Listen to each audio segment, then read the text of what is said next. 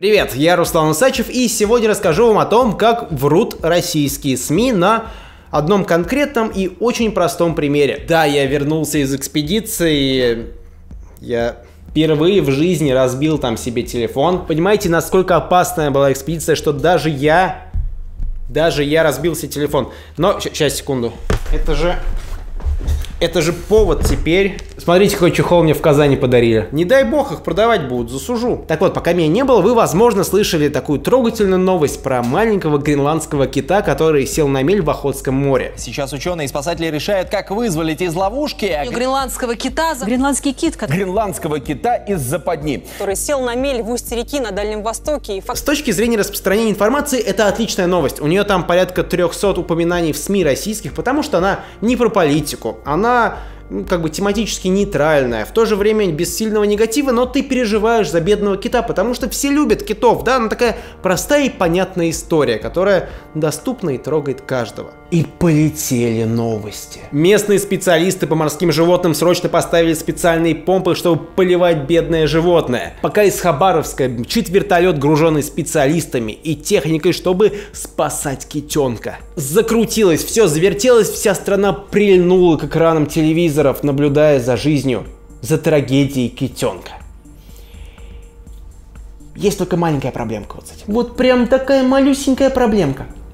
Они врут. Практически вся эта история спасения – вранье. Я это с уверенностью могу говорить, потому что я там был. Кит сел на мель буквально перед нашим лагерем. И когда я говорю буквально, я имею в виду, что я в это утро зубы чистил, глядя на кита. Вот кадры с китом, которых вы не могли видеть по телеку, потому что я их снял. Потому что я там был и вместе с другими ребятами по мере возможности старался помочь спасти кита. Я перейду сейчас к разбору того сюра, который в средствах массовой информации творился, но небольшое введение, что же, собственно, случилось там на месте. Во время ночного прилива детеныш гренландского кита зашел в речку, а потом к утру вода опустилась, и выйти он уже не смог. Он покружил немного, напоролся на камни и лег на дно истекать кровью. Все. Более подробно про всю историю с китом и, в принципе, про экспедицию на Шантарские острова на Дальнем Востоке я в отдельном видео расскажу, которое я там снимал. Надеюсь, вам понравится. Там будет очень много крутых кадров, типа охоты касаток на кита. Как вам такой видеоблогинг? В этом ролике я хочу сконцентрироваться на вот том дне радио, с которым я столкнулся, когда вернулся домой, потому что оказалось, что я один из тех туристов, которые мешают специалистам спасать кита. Ну, начнем с того, что не было там никаких специалистов по морским животным. Сами подумайте, как они там могли оказаться. Это уникальное, достаточно природное явление. Кит сел на мель в случайной речке на случайном острове. То есть специалист должен на каждом из островов в России сидеть. У нас нет столько специалистов по морским животным. Прилететь они туда не могли, была нелетная погода. Приплыть на лодке, ну, мы туда 6 часов плыли, потому что был 3-бальный шторм. Там были работники нацпарка. Люди, которые вот как бы следят, чтобы не расхерачили нацпарк. Вот. Они не специалисты по морским животным, они специалисты в том, чтобы не расхерачивали нацпарк. Второе. Пресс-секретарь Минприроды сказал, что туристы мешают спасению кита. Да там никто не шевелился, пока мы через спутниковый интернет пару постов не написали о том, что тут как бы кит лежит, кровью истекает, алло. Если желание схватить лодку и поплыть к киту, поливать его водой, чтобы он не пересох, это помехи спасению, то простите, пожалуйста.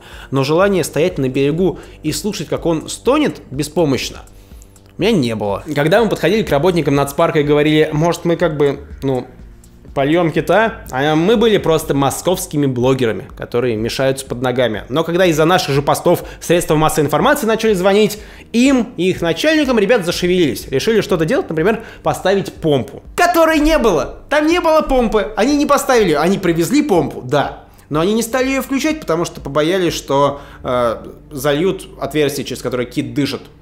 Но посредством массовой информации пустили, что стоят помпы пожарные, которые поливают кита. Ребята, не беспокойтесь, мы его спасаем, все хорошо, работа идет. А вода тем временем опускалась. Ну и самое вкусное. Вертолет МЧС, груженный техникой и специалистами, вылетел срочно к нам из Хабаровска спасать кита.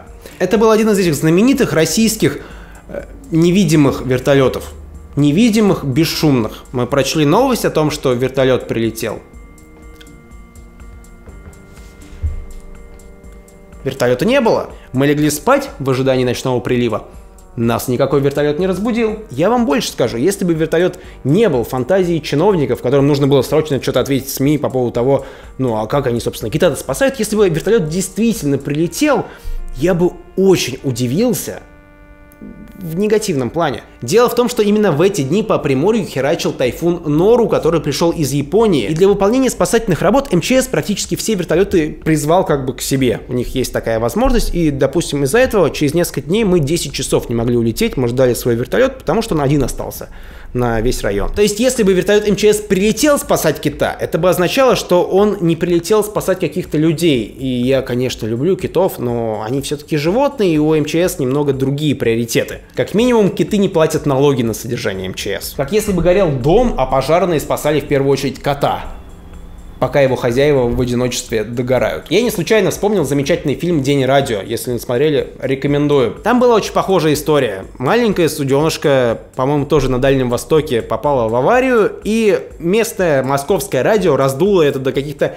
невероятных масштабов, мировых прям, с подключением Министерства обороны. Все спасали кораблик, хотя на самом деле никто ничего не делал. Просто об этом говорили. Вот эти новости, о которых я сегодня говорил, они взяты не из какой-то там школьной газеты, не какой-то студент с бойкой фантазией их придумал, они взяты из сообщений информагентства ТАСС, того самого места, откуда другие СМИ потом берут новости и уже как-то раскручивают и расписывают. Это как бы вот самый такой real talk. Это самый ебой. Думаю, нет смысла уточнять, что никаких репортеров ТАСС не было на острове. И вы задумайтесь, это же история про просто кита.